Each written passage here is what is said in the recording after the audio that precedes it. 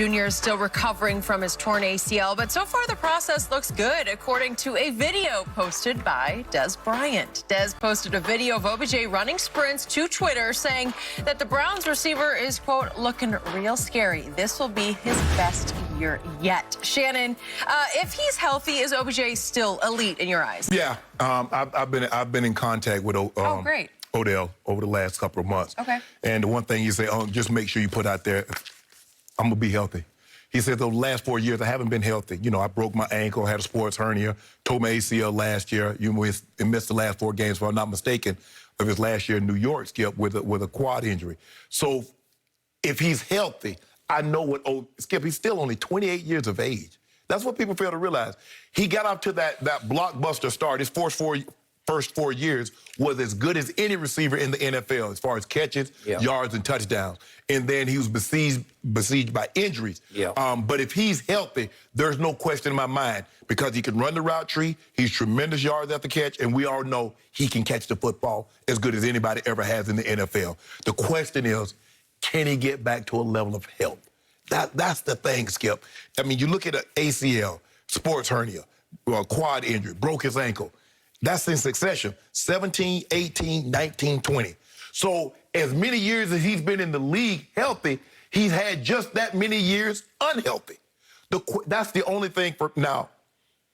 He might have to go elsewhere because for whatever reason, health had a lot to do with it. He and Baker has not clicked like the Browns had hoped when they gave up a first-round draft pick to bring Odell to Cleveland. But there's no question in my mind that if Odell Beckham is healthy, he's still a top-flight receiver. The question is, can he get back to that, and can he and Baker get on the same page so he can show just what a complete receiver that he is? Even bigger question, can he stay healthy? Because his history would tell you, unfortunately, no. Yeah. Getting healthy is one thing. Staying healthy is something entirely different. What just happened with my guy, Leighton Vander Esch, the Wolf Hunter?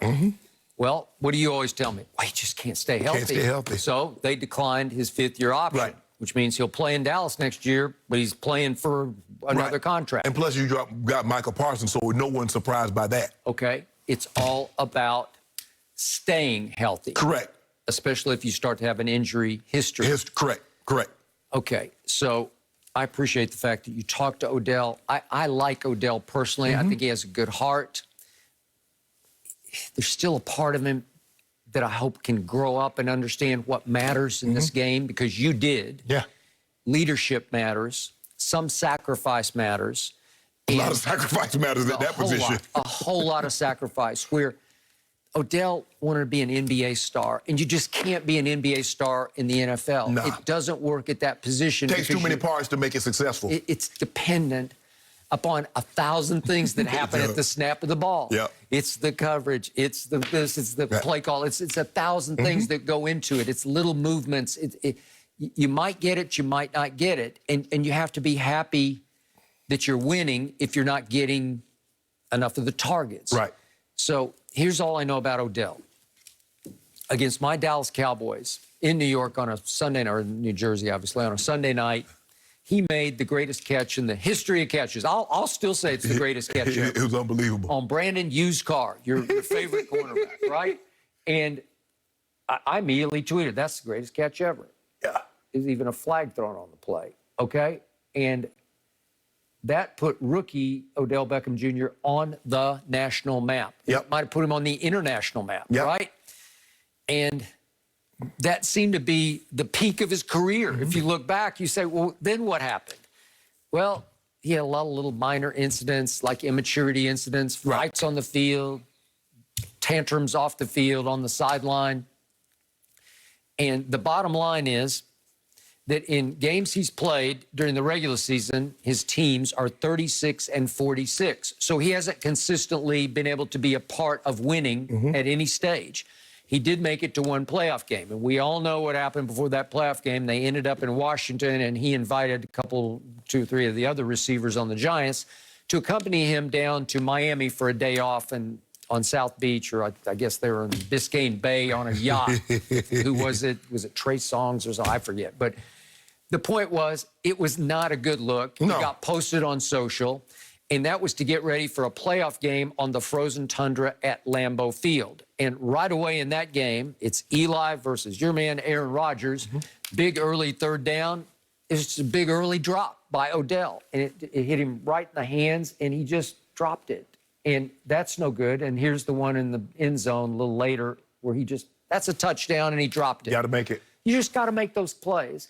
You can go to South Beach to get ready for a game on the frozen tundra if you play. Yep. You know, you got to make the plays, and he didn't make those two plays, and it looked bad. Yep. And then he blew up after the game and swung his helmet and knocked a hole in the wall of the walkway going to the locker room, the hallway.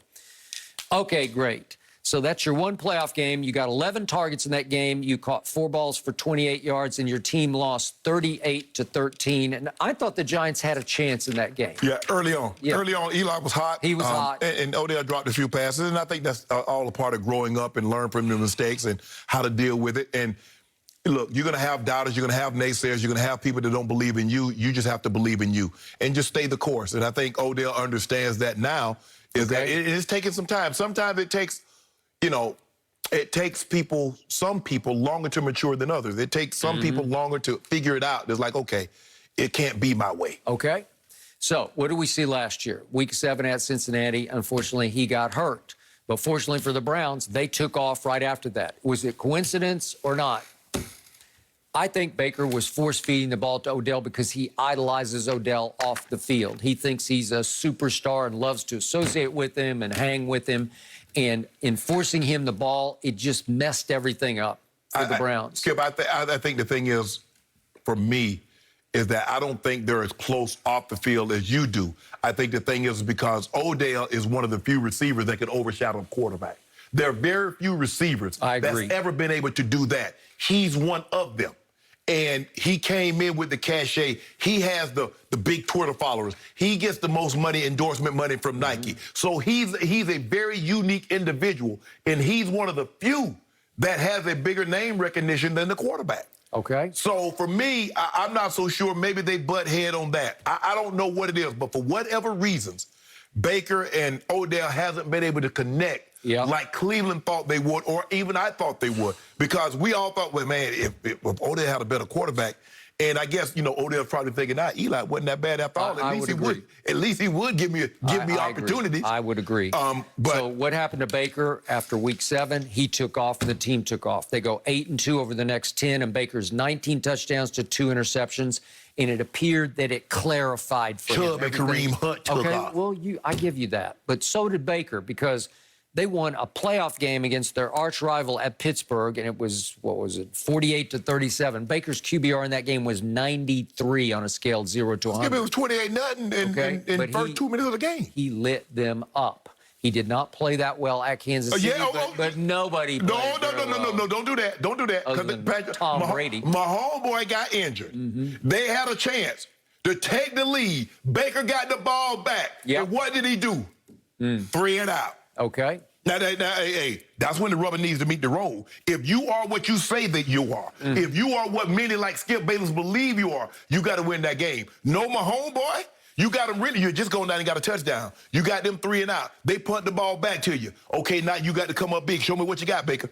I saw it at Pittsburgh. I saw it all. 93. Skip. And he had his moments at Kansas City, but no, he did not come up big in the biggest moment. But it's hard to win there in the cold at Arrowhead. Well, I don't know about all that, because I did it. I don't know how hard it is. Yeah, but it's hard to beat Henny given Sunday because he was hot. Yeah, he made the plays. Skip, you had the ball. Down 5. You got the ball. Baker Mayfield had the ball. You got to come through. So you're saying he needed Odell in that moment? I'm saying Odell, he needed something. No, he needed to do that. He had Jarvis. He got Higgins. He got a lot of receivers. Yeah. Okay, come on with it. Austin Hooper, come on with it. Cleveland is the most loaded team in that division on paper. I think even you agree with that. They had a great draft. They had a great free agency. What's not to love?